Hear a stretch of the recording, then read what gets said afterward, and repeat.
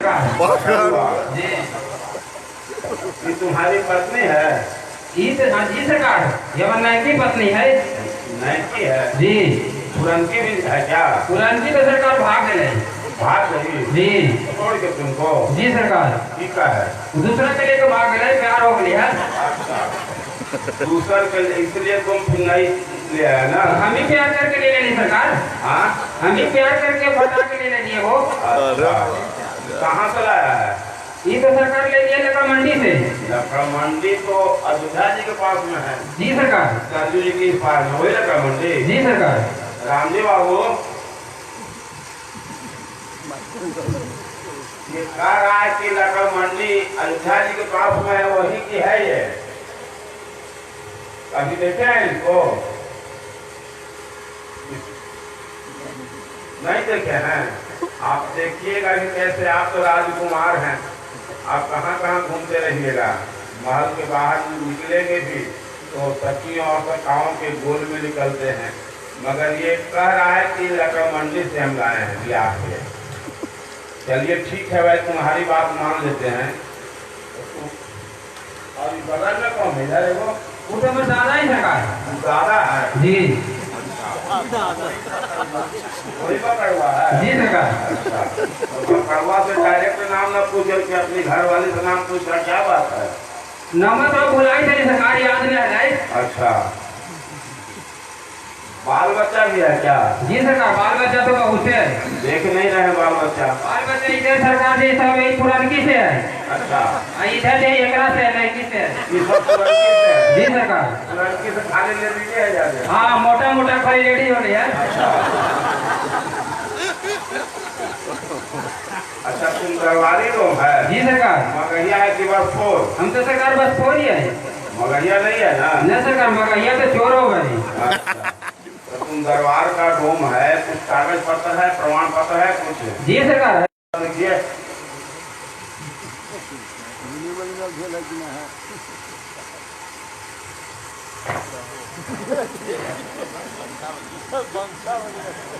कड़वा पकड़वा मधुकोरवा दनियावा दो फर्जी दो खानदानी दरबारी लोग है। ये बताओ यहाँ तुम्हारा आने का उद्देश्य क्या है? सरकार बाबू के प्रसाद है ये। हाँ? बाबू के प्रसाद है।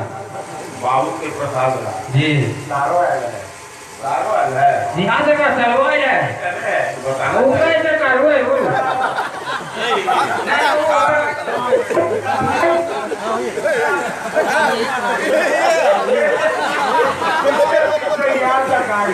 ये पुरानी के सरकार नहीं की जो ये है, ये का भाईवा भी आ रहे ऊपर बैठा। चलो ठीक है, पूरा एकदम दल बल के साथ आया है। जी सरकार। ये बताओ कि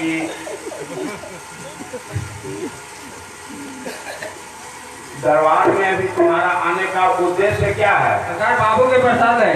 बाबू का प्रसाद चाहिए तुमको? तुम पढ़ा लिखा है, गाने बजाने आता है? जी नहीं सरकार, हम तो ना पढ़ा लिखा नहीं है। और घर वाले? घर वाली तो सरकार बहुत आगे तक पढ़ल है।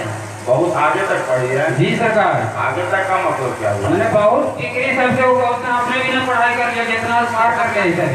वैसे का तुमको डिग्री का नाम जरा सुना दो ना। अब ये वो डिग्री के नाम बताइए सरकार।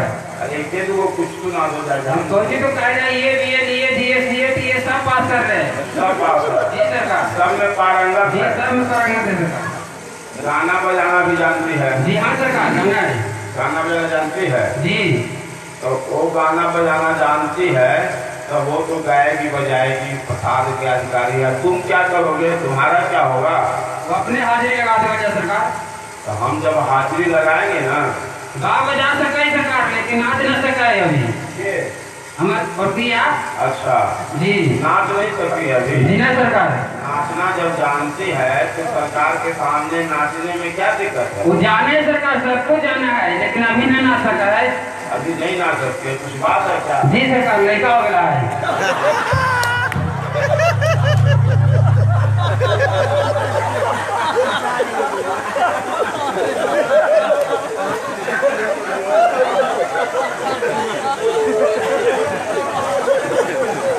ये बताओ कि तुमको ये भले समाज में तुमको धक्का देती है ये तो सरकार अगर प्यार करे का तरीका है ये।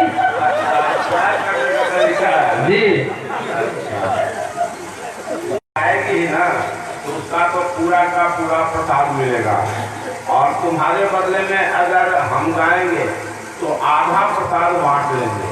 अब देखा जाए सरकार बालों का जाके देखा जाए पता करके तो संभाल ले, लेकिन मोटकी जाए नक्शे अभी तक घुरा देता है। भाई देखो नियम तो नियम है ना, नियम के तहत ही चलना होगा। प्रसाद तो तुम्हारा आधा बचेगा, घर वाले से विचार कर लो। कुछ नहीं सरकार। पूछ लो। आप जी ठीक है सरकार। तैयार है जी चलो ठीक है। हो गया हो गया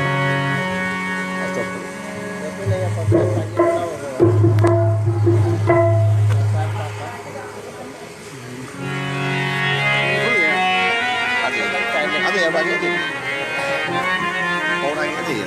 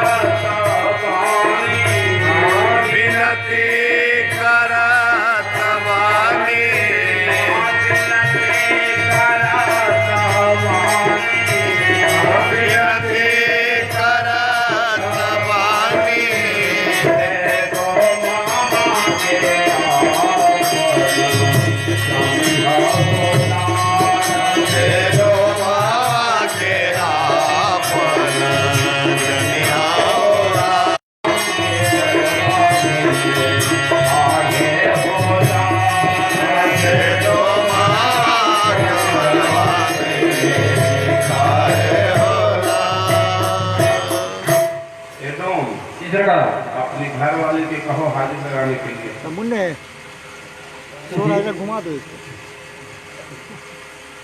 बाहर में चढ़ा दो तो निकल जाएगा आपे लागी नजरिया ये दुल्हा आपे लागी नजरिया आपे लागी नजरिया ए दुल्हा आपे लागी नजरिया